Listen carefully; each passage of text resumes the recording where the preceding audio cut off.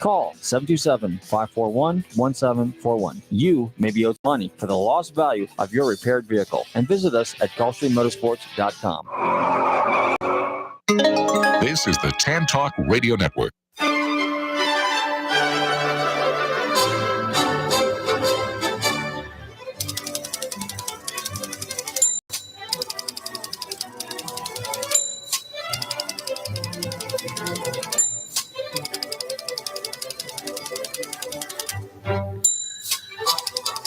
Hi, this is Patsy with a Z. My goodness, Patsy with a Z. I almost said Z because I've been thinking a lot about England and about my years there. It's I received a wonderful gift from somebody from England, a hamper from Fortnum and Mason. And I was nibbling on one of the biscuits because today, it's so funny. When I got this basket, it is a special one because it is the King Charles III coronation basket. So it's very, very special. And I was thinking about how when I got to England and I would say Patsy with a Z, they'd all say, "What's Z?" So it's funny. But I am waiting for a call in from my guest, and I've been waiting to talk to her because this is a fascinating book. It's called The Butcher, the Embezzler, and the Fall Guy, a family memoir of scandal and greed in the meat industry. And it is written by Gretchen Sherrington. She was a guest here before, and I remember when she was on, she was talking then about a book that she wrote about her father, a book about him because he was a great poet and it was a very wonderfully done memoir. And I said to her at the time, I said, "Gretchen, I know once you've written this, you won't be able to stop. You'll continue writing." And sure enough, she then found another family member to write a book about, and that's her grandfather. So I'm hoping she's calling in any minute. But meanwhile, I want to say also at the bottom of the hour, I'm going to have a wonderful guest, and she wrote a book that I think is delightful. It's called 100 Days Till Tomorrow. And L.S. Case, it's just sometimes you get these debut books and you just wonder how did they go so long without writing a great book? Because, sometimes it's in you. It's in you. You know you have a book in you, and you put it off and you put it off. And maybe it needs that those years to sort of get in your bones. But certainly L.S. Case, this book is delightful. And the premise is so interesting because I got such a kick out of it. It's about somebody who inherits a house under the condition that she actually lives in the house for 100 days. And I thought that was such a clever idea. And it turns out the book is delightful. So I'm looking forward to talking to her. And I don't know where Gretchen is, but we will do a few other things today. I think let's play Jim Lem. I've been talking a lot about the people who started writing after listening to Joy on Paper over the years. We're now in the 9th year. I've had so many fascinating guests on. And one of them, of course, is Gretchen, who wrote this book called The Butcher, the Embezzler, and the Fall Guy. These are people who have books in them. They have interesting family members. And at some point, they made that decision to sit down and write. And that's what happened with some of the authors who participated in NaNoWriMo back in November. 5 of the listeners who have contacted me who finished, they're working on editing their books. They wrote 50, NaNoWriMo is really a wonderful group because they encourage you to write, and the whole premise behind it is that if you can sit down and really concentrate for 1 month and come out with 50,000 word book, you should be proud of yourself. And that's what people do. And of course, I entered it a few years ago because my goddaughter, Kenesha, had done it quite a few times, and she always finished. And, it's not easy to write 50,000 words. You have to be, it shows a discipline. And she had done it. So she challenged me Now, November is not a good month for me because I've always been a big Thanksgiving person, always the one who does the turkey and has the people over. And so it's a busy month for me. But I said, what the heck? I want to, make Kanisha proud of me. So I did it. And I actually had only 24 days sort of, because I had to get ready for Thanksgiving. I had tons of people that year. And I did it. And so in 25 days, I wrote 50,000 words. And so I was a winner. You don't win a prize, a big prize. You win a certificate.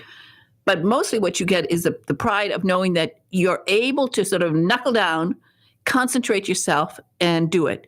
And now the 5 listeners who did it back in November, they've been asking me questions. How do I improve my writing? What should I do? So here's a little literary gem from Jim Lamb. And it's one of many that he's taped for us. And I hope you'll enjoy this one, and we can go have more soon.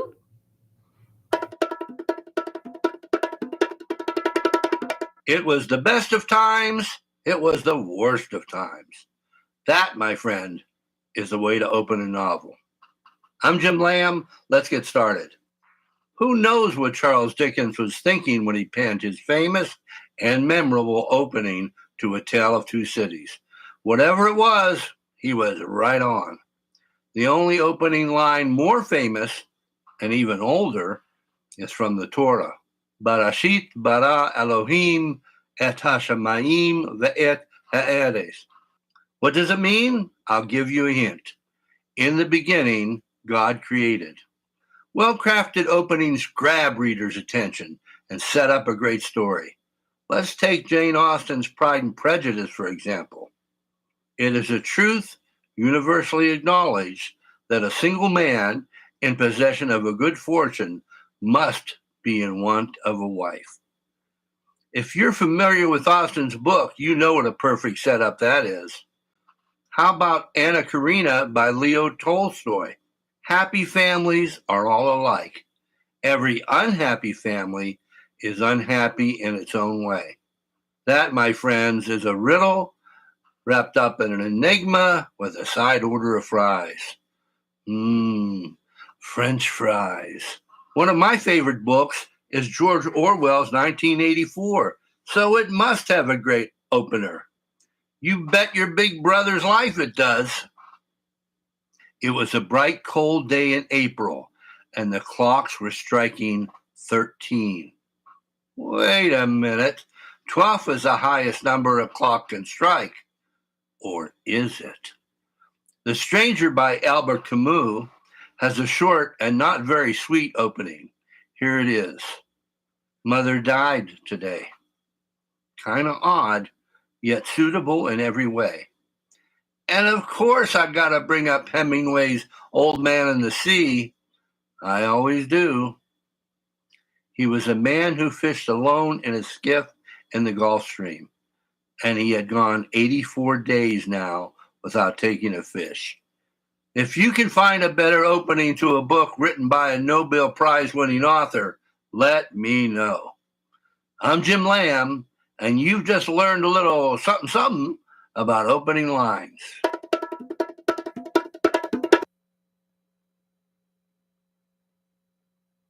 That was a great one. That's actually perfect because as I said, I was thinking a lot about England and about Jane Austen. And one of the reasons, the main reason why I decided when I was 11 years old to move to England was because of Jane Austen. And wow, when I got this gift last week of the hamper from Fortnum and Mason, I was so thrilled because one of the first things I purchased when I went to England, as soon as I had a car, was I bought a hamper from Fortnum and Mason, which we always kept in, as I still call it, the boot in the trunk. And we always had that in the trunk because we traveled all around England, all the back roads of England. They have wonderful highways there. But I loved just to take the back roads, travel slowly, stop wherever we wanted, often in a pub. But in those days, the pubs were not open in the middle of the afternoon. The pubs were closed, and you had to wait until they opened before you could go in and have a drink. So we would always have a picnic. We would have our Fortnum and Mason hamper, and we would stop somewhere along the way, and there was always someplace wonderful to stop. For me, of course, mostly I would always find the historical places, whether it was the from about authors or perhaps the royalty, but also my husband was always interested in stopping at any place where there was where there might be aircraft, and so we did a lot of the RAF bases. We often stopped there, and that was a great place always to have a picnic, because many of the RAF bases in those days, some of the pilots were still alive, and if the bases had been turned into private fields, we would get to meet them, because we actually had our plane at an old RAF base, and it was a White Waltham, a really lovely grass. You know, people don't realize that many of the bases in England during World War II were grass. They took off from grass. And so we had our plane there, which was absolutely a delight, because wherever there are Englishmen who get together, there's sure to be a pub. So there was the Pilots Club there, and I didn't always go up with my husband. He would often go up with other people, but I would sit in the club and meet RAF pilots, and I learned a great deal about World War II because of them, and so it was fascinating. But I've been thinking a lot about Jane Austen, and even more perhaps about Jane Eyre, because it's funny, I went to England because of Jane Austen, but I really fell in love with Jane Eyre. She was the one who I think influenced me the most, and I am still in awe of that book. And if you haven't read it, you should read it. Not the movies, please. And don't watch these Wuthering Heights movies. They absolutely do not capture the book. I can't stand it. And if they make one more Pride and Prejudice, I really will go crazy, because that's not. I get so upset about it. Especially, I think probably Wuthering Heights is the worst one that anyone tries to make and remake and overmake. And there are just some books that don't translate well to the screen, and I think that's one of them. But again, I don't know what happened to my guest, and I am sorry. You know, you plan and plan and plan, and she's not here. But what I wanted to do anyway, I think first let's play a very special thing that Big Ed taped, and it is a Father's Day promo for National Geographic books. As you know, I love National Geographic books, and they make great gifts because, you know, it's, as you'll hear in this this promo that Ed did, I think I've captured the essence of it. So, and Ed has this fabulous voice. So, Ed, do you want to play that? Father's Day is a National Geographic Day here at Joy on Paper. Not a lot of dads wear ties anymore. A t-shirt that says "World's Greatest Dad" is cool, but give your dad a gift that keeps on giving. A book from National Geographic is always perfect. There's a Nat Geo book for every subject under the sun. Wild animals? He'll love Carlton Ward's Path of the Panther that offers new hope for Florida's endangered panther. How about ancestors? Any Irish in your family? Then you must get Jack Kavanagh's Always Ireland. It's heading into summer, the perfect time to go camping. Your dad will love 50 states, 5,000 ideas. Where to go, when to go, what to see, what to do is a book that showcases the best travel experiences in every state. From the obvious to the unexpected, it will keep Dad turning the pages for hours, and then he'll want to grab that fishing pole and start traveling across America. National Geographic books are always treasured. Beautifully written and richly illustrated books from the world's greatest photographers. Give a gift of love. Give a gift that lasts. Go to National Geographic Books website and get inspired. We'll get inspired, all right. Especially with that promo, Ed. You did a beautiful job. Absolutely terrific. He captured the essence of it, because I get so excited about Nat Geo books, and I want to mention particularly Jack Kavanagh's book about Ireland, Always Ireland, and it is such a beautiful book. You will just love it. It is just a book where you can spend hours and hours looking at the wonderful photography of the Nat Geo photographers, but also the stories that Jack writes about all the little places in Ireland, all the places that you, as you're going around Ireland, you might stop and you might, just have a lovely afternoon doing nothing. You can do nothing in Ireland and have a great time. It's so wonderful. We didn't take our car over to Ireland, so we would have to rent a car there, and we'd rent these little cars usually, and just sometimes just drive. We never looked at a map. We knew that we'd land up somewhere fun, and wherever you land up, you meet Irish people who are always willing to talk, and they're always willing to ask if you know Uncle Patrick from Cincinnati or wherever. They all have relatives all over the place, and so we're always interested in knowing where you came from, and if you knew any Irish people. A wonderful, wonderful book. As a matter of fact, I think it has to be one of my very favorite interviews, and it is on my homepage of my website. It's www.radio-joy on paper, and I put Jack's interview there on the homepage. One, because I love his accent. I love talking to Irish people. There's something really so magical about their voices. It's maybe a wee bit of magic in their voices, which it's funny.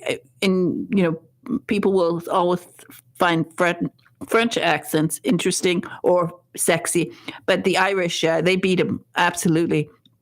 And I hope that maybe you'll go to my homepage there and listen to that interview, because it is a great interview. He is absolutely delightful. And also Carlton Ward, who was here, and he talked about the Panthers and his book, Path of the Panthers. They've turned it into, there's a streaming video on Hulu and the Disney Channel, and you can see that. And this is a fascinating story about the Panthers. I was not aware until I got his book, and this is, again, another Nat Geo book, and it's just filled with these photographs. I had no idea how many hours it took hours of camera time to capture all of these photographs that he's gotten of the panther. And I didn't realize that, you really don't hear a lot about panthers. And I was very touched by how he is so enthusiastic about making sure that they are preserved and that some of their habitat is preserved so that we can continue to have these beautiful animals here in South Florida. And you'll love this book too. So all of these Nat Geo books are books that fathers will love, people will love, to sit down for hours and read them. So please, as I said, when you think of Father's Day, do think of getting a Nat Geo book. Along, if you want to get the T-shirt and the tie. But we always got my father socks, because his feet were always in pain because of D-Day, which we just had the other day. And I have tears in my eyes when I think of what he went through. Hold on. Who's on? Gretchen. I was told by the publicist that you were calling me, and then I just found out from her that was a mistake. Yes. So I supremely apologize. I don't know if there's a way to reschedule or whatever, but I just she told me to call you. So. Well, I am glad you called, because at least I get a few minutes with you. I will reschedule you, Gretchen, because Okay. Let's take 5 minutes and talk. I absolutely love this book. Now, remember, thank you. Remember when you were on before, and I said to you, I said, you have another book in you because your writing is so good, and I was right. Well, thank you so much. I really appreciate it. And if anything, I mean, this book, it is so good. It is so, I was enthralled with it. I know it's a memoir. Yeah. But oh boy, Gretchen, just give us just a real quick overview of what this book is about. You say the title because it's a big title. Yes. The Butcher, the Embezzler, and the Fall Guy, a family memoir of scandal and greed in the meat industry. And it's about 3 powerful men who worked together in Austin, Minnesota to begin what is now the multi-billion-dollar conglomerate Hormel Foods. The Fall Guy in the title is my paternal grandfather. That's why I know about the story. And obviously the butcher is George Hormel, and the embezzler is a young man named Ransom Thompson. How's that for a name for an embezzler? It's perfect. Everything about this book is perfect. So, well, thank you so much. Are we live right now? Yeah, we're live, so we can talk. I'll keep you until the next guest calls because you're so kind. I've been looking forward to talking to you. Everything about it. You have this way of writing and taking us there. I mean, I was there in the office when your grandfather got. I hoped you would be. Yes. I was there. I was fuming. I was like, I mean, that's great. It's funny. His first name was Alpha, and I know. I was feeling very alpha when I was reading that. Tell us about how he got fired because we have to hear that story. Yeah. Well, he did get kind of caught up into this embezzlement, which took place over the course of about a decade. And the question was he complicit in the embezzlement? Because he obviously knew Ransom Thompson, as did George Hormel. Ransom Thompson was the comptroller of the company at the time. Anyway, long story short, my grandfather was forced to resign. And it's questionable whether that was purely because George Hormel, as many CEOs do in situations like this, sort of clean house, in quotes. But there were rumors floating around that he might have been in cahoots with the embezzler. And my family mythology was that, of course, that was not correct.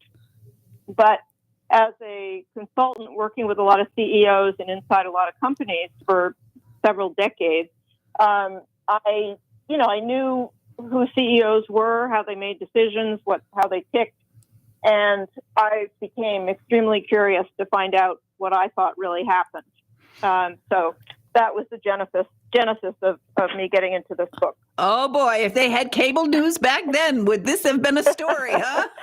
That's true. And you're the first one to mention that. That's great. Oh, no, it certainly would have been. As it was, I think there were 1,300 newspapers that picked it up. But yeah, if it was cable news, even more. It would have been terrific. I mean, you're very lucky.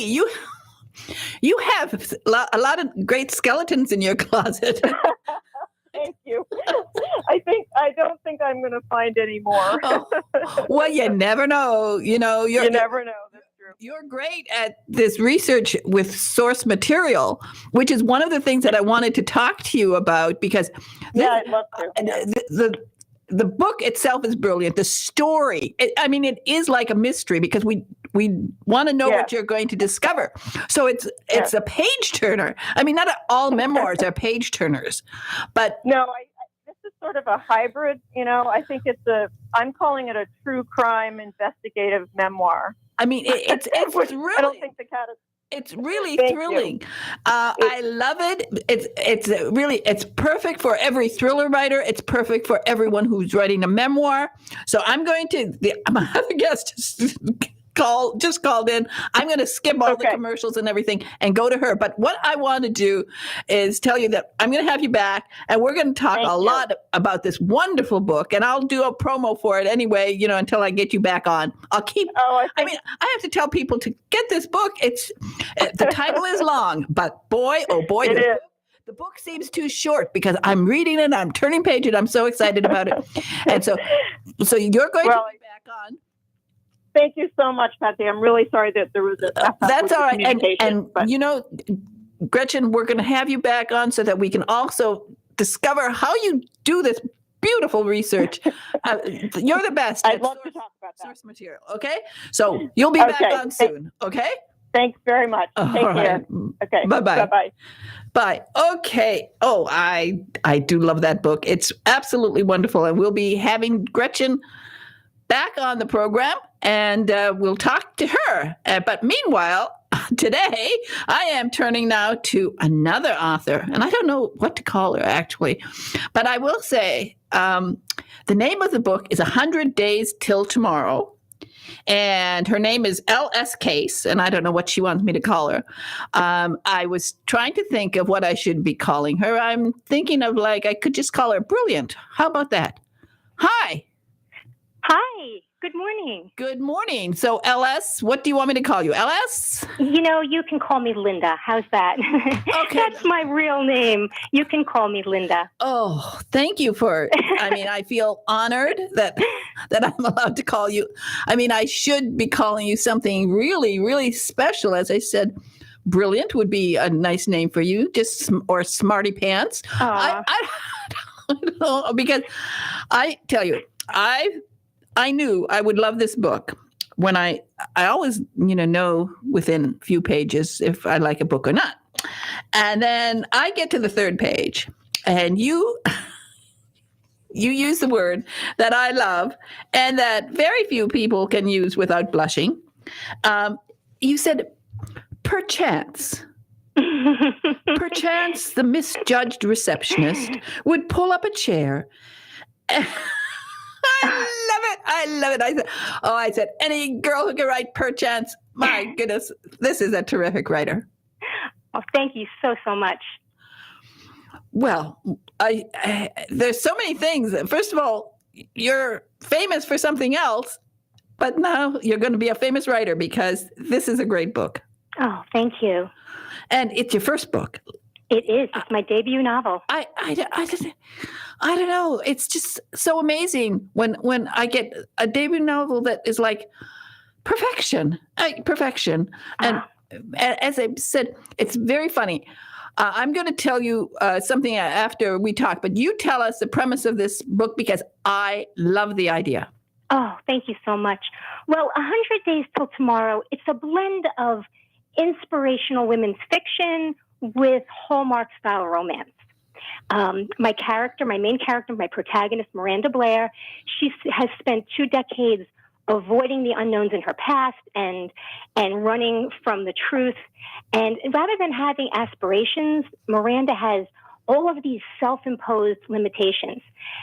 She still lives with her mother in her modest childhood home, and everything in her life is understated. But then she discovers that she's the sole heir to her estranged grandmother's estate. But there's a catch. As a requirement for the inheritance, Miranda has to leap out of her comfort zone and spend 100 days in idyllic Cobbler's Hill at her grandmother's dilapidated, rustic New England cottage. And that's where everything changes. She not only meets the charming emerald-eyed guy next door, Jake Colby, but she also discovers herself. And Jake is determined to turn this resented countdown of 100 days into a season of endless possibilities.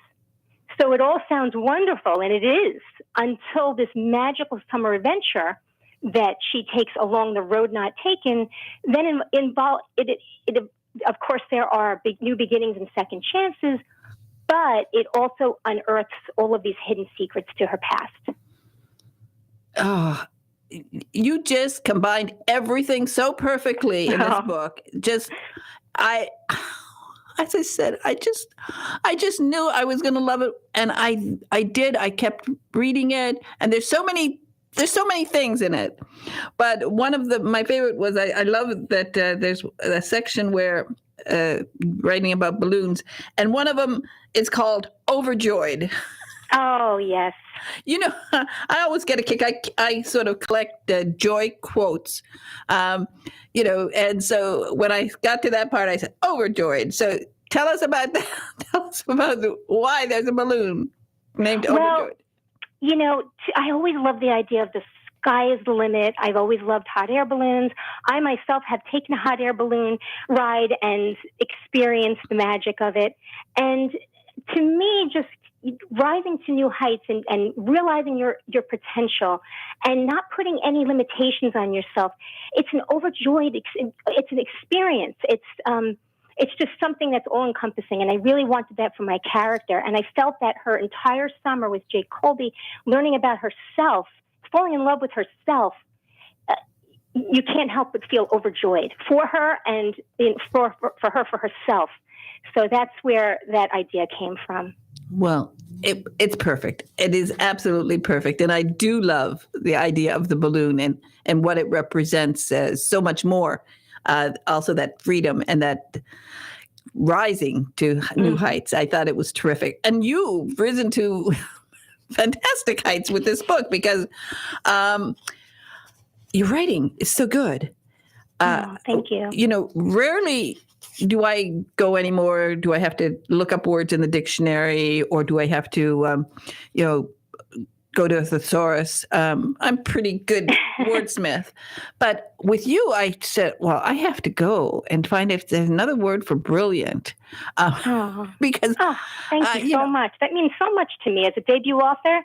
This encouragement is invaluable. Thank you so much for your kind words. Well, you know, I said to myself, this is just too good to be true. I want to read a little bit of one of your paragraphs just to show people. It's a simple paragraph. It's a simple sentence, but you write it so well. The awkwardly plump attorney, sporting a salt and pepper wizard's beard, rose from his chair and extended a fleshy palm. Now that is a great sentence. It's just perfect. You can see the sky, and then of course you build that character into somebody very interesting. Yeah, Mr. Baxter. He actually was named after my dog Baxter. Between us, but he just represents all the unknowns and everyone, your fears and your insecurities, and that's how I felt when I was depicting his character. I wanted someone to come across as someone intimidating and bringing out all your kind of like your imperfections, and that's who Mr. Baxter was. Well, you just describe him so perfectly. His chubby arms jiggle, and there's nothing jolly about him or magical. And it's just so well done. And I thought to myself, woo, this author is having fun here and just making a name for herself. I love having that control over words. I love putting poetic words together. I spend so much of my time analyzing every sentence and trying to think, what would my readers want to read? What would be pleasing to them? And it's almost like writing poetry, even though it's not a poem. And that's so important to me. And to create feeling and to create images. So they're not just reading a sentence, but they're actually getting engrossed in what's happening. And you've accomplished it. It is so terrific. I always get so thrilled when I have an author who's just starting, and I see now, I've been doing this program for over 8 years, and I've seen the authors come back, they start writing, and sometimes I had one author, the one I was speaking to just before you, when she wrote her first book, it was planned to be her only book. Mm-hmm. And as I was talking to her, and when I read her book, I said, well, of course you're going to be coming back because you're just too good. I mean, once you find, I talk about the joy on paper. Once you find that joy on paper, you're not going to give it up. Mm-hmm. So I know there are a lot more books in you. I hope so. I really do. And I hope I can just keep touching people's lives, because that's why I wrote this book. I want to be a beacon of hope for others, especially women. I want them to realize their potential and to realize that it's all about second chances and new beginnings. And that, as I said before, the sky is the limit, and that I want them to have hope and believe in themselves and to find joy. And that's why I started writing. Well, you certainly have done that. And I love that you talk about finding joy. I love that this is, a romance. Mm-hmm. And I get a lot of books that are called romance. Okay. But so many of them are very, very bitter romances. There's a lot of bitterness in them and a lot of bad language, which mm-hmm. when I want a romance, I want something like this. I want something that makes me feel good, that gives me hope for everybody, that there's goodness in this world. And tell a little bit about why, why she gets this offer to stay in a house. Tell us about her aunt. Oh, the grandmother? Yeah, sorry. The grandmother. Well, the grandmother. She had a really strange relationship. She really didn't know her grandmother. She didn't really even know anyone in her family. And I don't want to give away too much, because that's a big part of the plot. But we will, as the reader will learn, the important role that grandmother actually did play in her life, perhaps not up front but behind the scenes, and the importance of forgiveness. And the importance of letting go of grudges, and how important and how fragile relationships are. And that's what Miranda and her grandma, even though they didn't have a relationship, they actually did. And it's a lesson to all of us that time is precious, life is fragile, and to maybe it's time to let go and to forgive and to find the goodness that comes out of something, as opposed to looking for the flaws.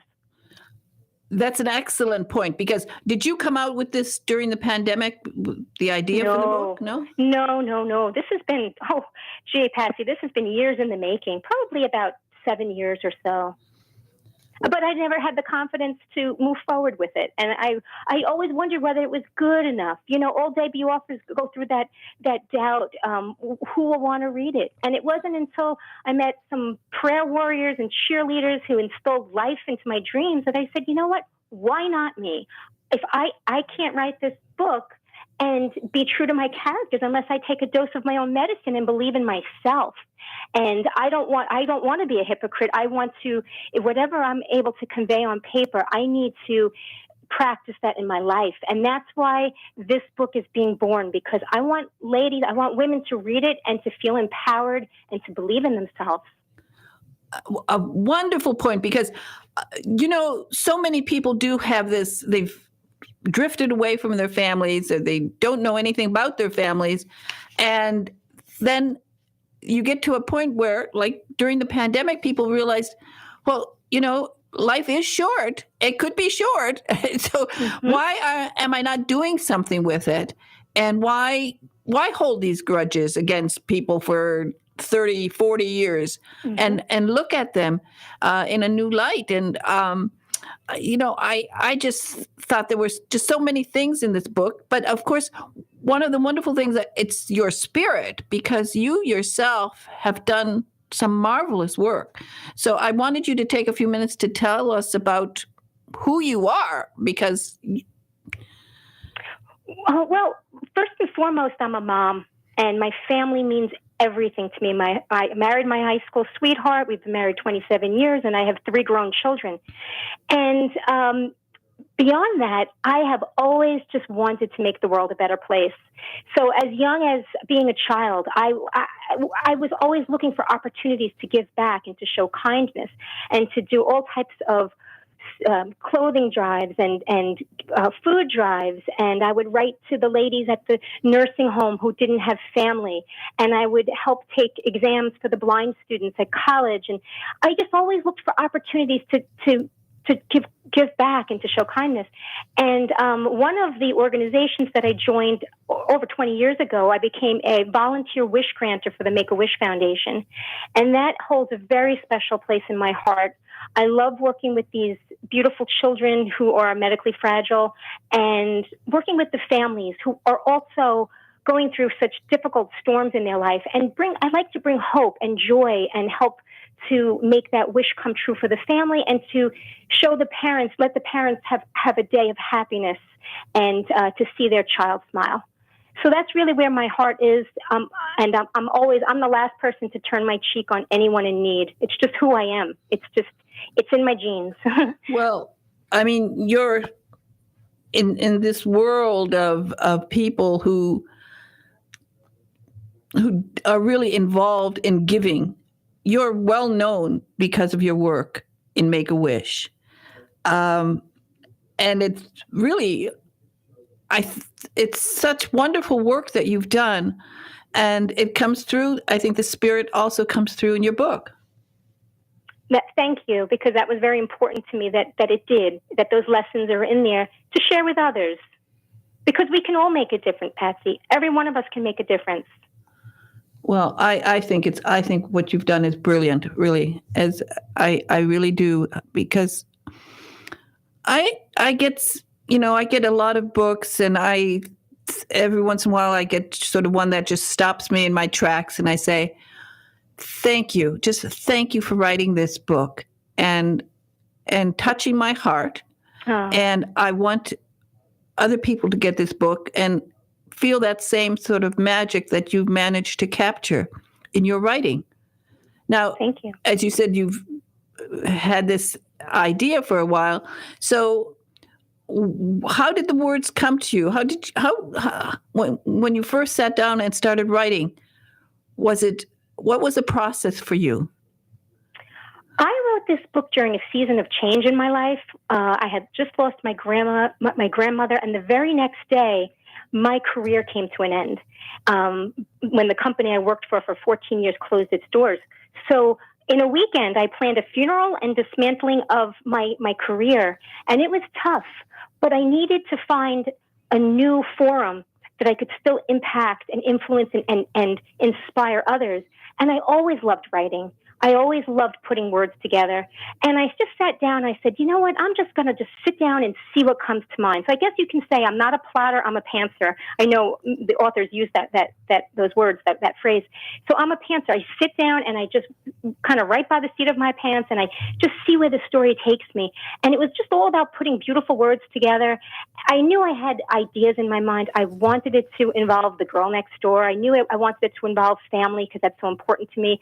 And I wanted it to be a clean, wholesome romance. My daughters were teenagers at the time. I didn't want curse words. I wanted it to be something that you could read, or your child could read and not blush. And I'm a Hallmark lover. I love the purity of Hallmark and the warm and fuzzies.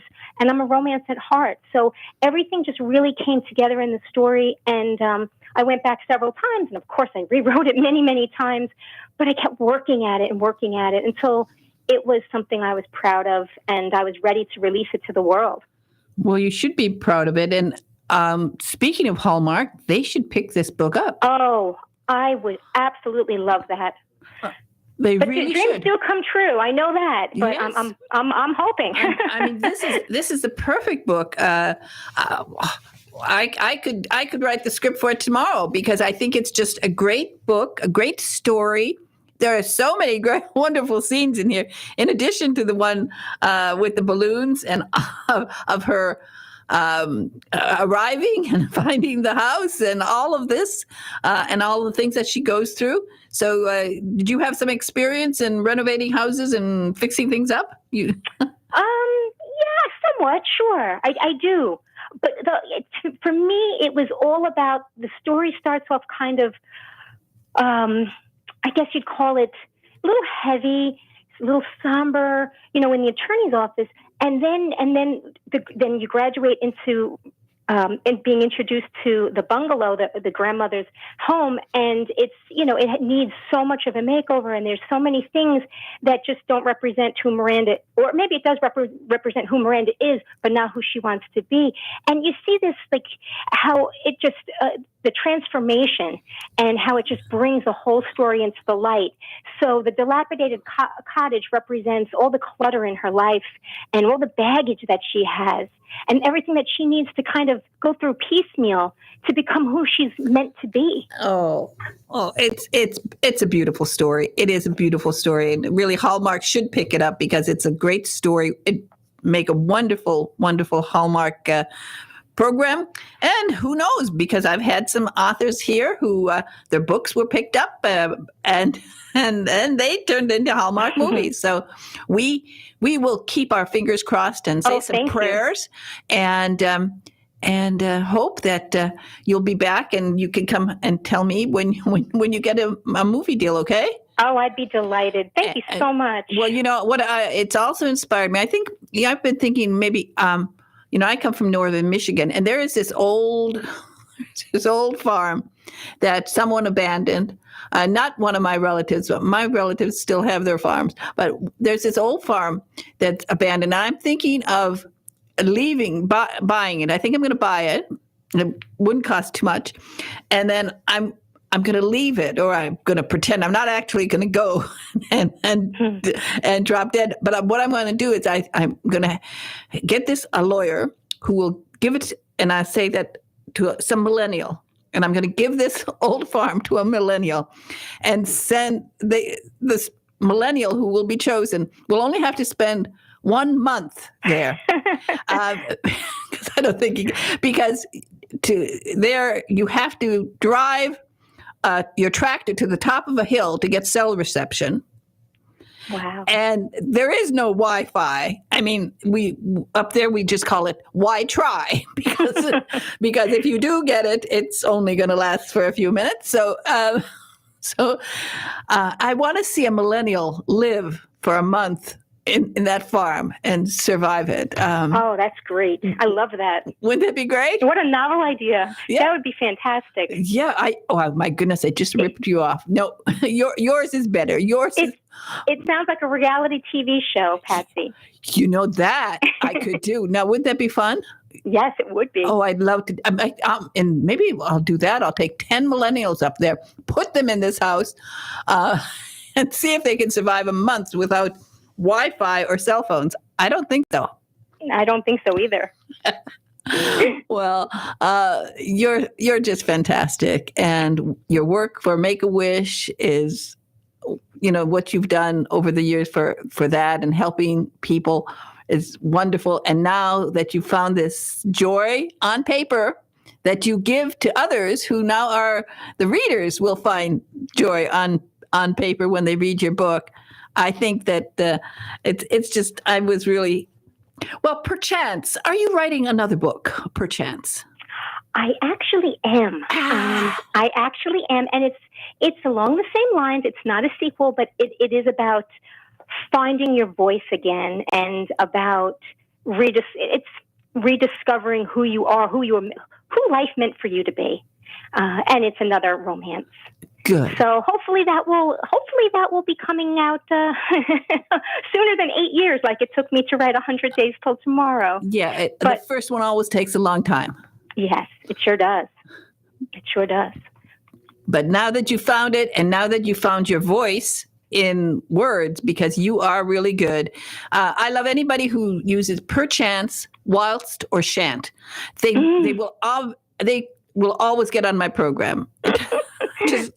Those are three of the words that I love.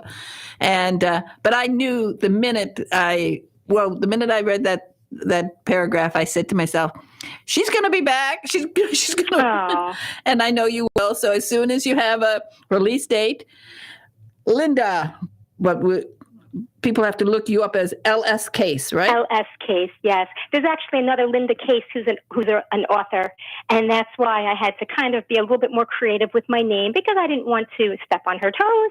And even though she writes about dogs and dog training, but I figured, you know what? I wanted a new identity. I figured this is a new chance for not Linda Case but LS Case, and that's why I went with that name. Well, we'll remember it. I'm going to remind people of LS Case. LS Case. Because you've written a wonderful book called 100 Days Till Tomorrow. Of course, if I had picked your name, it would have been Brilliant Case, and then that'd been really easy to find. Well, thank you so much, and I hope that your listeners enjoyed this and that maybe they'll follow along with me on social media. I hope so. Now, your website is what? It's lscasenovelist.com. Okay. lscasenovelist.com. And social media, where just LS Case Novelist. It's on Instagram and Facebook. It's both LS Case Novelist. Okay, that's. I haven't had too many people who use the word novelist, but you are definitely a novelist. I'm different. Yes, you're not just I'm different. You're not a plain old writer. You're not a plain old author. You are. Well, you know novelist. what, Patsy? I did that because I figured if I put that in there, it forces me to write more than one book. I have to live up to that name. Well, I think that was a brilliant idea because you're brilliant. And LS Case, novelist, I am so happy that you are enjoying paper today. You are really a wonderful person, a wonderful human being, and it comes across in your book. And you make me overjoyed. Thank you. This was a pleasure. Thank you so much. Okay. Bye-bye now. Bye. Bye-bye. Wow. What a great book. Now, that's a romance. If you're going to give me a romance, please don't give me dirty words because I'm not going to read it. I'm not going to read it. I'm telling you right now. If you want to write a romance, it has to be sweet. I like it. And this is a really good one. So, perchance, if you are writing a romance, let me know. I do look forward to nice ones. And LS Case, novelist, has done a fantastic job. Well, okay, I will have to have another time that I will have Gretchen Sherrington on so we can talk more. But it is a reminder of what Gretchen did. You know, when you have interesting people in your family, in your background, maybe not recent relatives, great-grandfathers, great-granduncles, aunts, whatever. If anybody's been interesting in your past, do some source, researching and discover more about them and come out with a book because it's fun. It's something. One of the things Gretchen does at the beginning of a book, she said, for all of her past relatives, her current relatives, and her future relatives. That's who she dedicates her book to. And you don't know, who your future relatives are going to be, but maybe 100 years down the line, you have a relative who says, "Woo, look at this! Look at my great whatever," and it makes an impact. So. Definitely think of doing a memoir. Because what do I always tell you? One of the joys of life is to see your words on paper or to hear them spoken in an audible book. Or if you're very, very lucky to hear those magic words, lights, camera, action, and your book will be turned into a major motion picture, streaming video, or perchance a series on the Hallmark Channel. You never know, and you won't know unless you try. So get busy and start writing like Carol J. Perry does, 1,000 words every day. Haunted Haven mysteries and she just writes away. And a big thank you to Big Ed for doing that lovely Father's Day promo. We'll play that again next week. Everybody. And Ed saluted me, and I had to salute him today because he is the star of promos. Okay, bye-bye now.